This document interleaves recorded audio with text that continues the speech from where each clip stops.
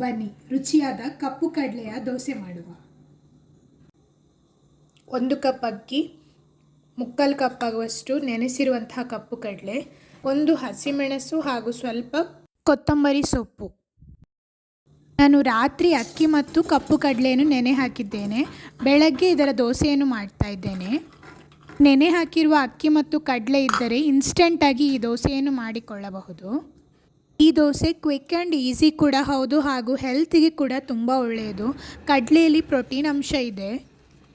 ತರಿಯಾಗಿ ರುಬ್ಬಿದ ನಂತರ ಅರ್ಧ ಈರುಳ್ಳಿಯನ್ನು ಹಾಕಿ ನುಣ್ಣಗೆ ರುಬ್ಬಿಕೊಳ್ಳೋಣ. ರುಬ್ಬಲು ಬೇಕಾದಷ್ಟು ನೀರನ್ನು ಕೂಡ ಸೇರಿಸಿಕೊಳ್ಳಿ. ದೋಸೆ ಹಿಟ್ಟು ರೆಡಿ ಆಯಿತು ನೋಡಿ, ಎಷ್ಟು ಬೇಗನೆ. ನನಗಂತೂ ಈ ದೋಸೆ ತುಂಬ ಇಷ್ಟ. ಇದಕ್ಕೆ ಬೆಳ್ಳುಳ್ಳಿ ಅಥವಾ ಈರುಳ್ಳಿಯ ಗರಂ ಚಟ್ನಿ ಮಾಡಿದರೆ ತುಂಬ ಚೆನ್ನಾಗಿರುತ್ತದೆ. ದೋಸೆ ಹಿಟ್ಟಿನ ಕನ್ಸಿಸ್ಟೆನ್ಸಿಯನ್ನು ನೋಡಿಕೊಂಡು ನೀರನ್ನು ಸೇರಿಸಿಕೊಳ್ಳಿ. ತುಂಬ ನೀರು ಮಾಡುವುದು ಬೇಡ. ರುಚಿಗೆ ಬೇಕಾದಷ್ಟು 1 ಟೇಬಲ್ ಸ್ಪೂನ್ ಉಪ್ಪನ್ನು ಹಾಕಿಕೊಳ್ತಾ ಇದ್ದೇನೆ. ಚೆನ್ನಾಗಿ ಮಿಕ್ಸ್ ಮಾಡಿ.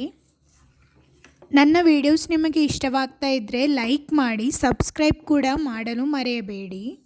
ಪಾವಲಿಗೆಯನ್ನು ಬಿಸಿಯಾಗಲು ಇಟ್ಟಿದ್ದೇನೆ. ಮೇಲಿನಿಂದ ಸ್ವಲ್ಪ ಎಣ್ಣೆಯನ್ನು ಹಚ್ಚಿಕೊಳ್ಳೋಣ.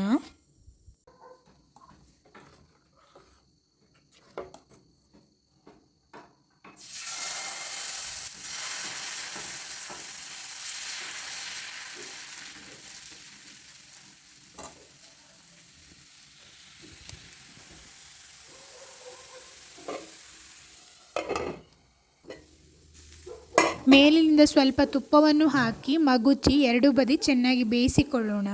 ತುಂಬ ಕ್ರಿಸ್ಪಿಯಾಗಿ ಕೂಡ ಬರ್ತದೆ. ತೆಳುವಾಗಿ ಇದನ್ನು ಹೊಯ್ದುಕೊಳ್ಳಬಹುದು.